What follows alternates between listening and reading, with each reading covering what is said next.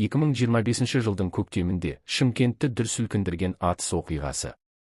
Қала әкімінің орынбасары Руслан Берденовке оқ атылды. Ал бүгін сол қылмыс ісіне қатысты сот нүкте қойды. Айыпталушы Ернар Жиенбай. Ол сәуірдің 21-інде әкімдік ғимараты алдында 5 рет оқ атты. Берденов ауыр жарақат алды, дәрігерлер бірнеше рет ота жасап, өмірін әрең сақтап қалды. Ал бүгінгі сот үкімі бойынша Ернар Жиенбай 9 жылға бас бостандығынан айырылды. Прокуратура бастапқыда 11 жыл 3 ай сұраған еді. Бірақ сот соңғы шешімін осылай шығарды. Айыпталушы сотта кінәсін ішінара мойындап, бұл әрекеттің саяси астары жоқ екенін айтты. Сондай-ақ ол өзгелерден кешірім сұрады. Айтпақшы, бұл сот процесі кезінде кейбір даулы сәттерде болды.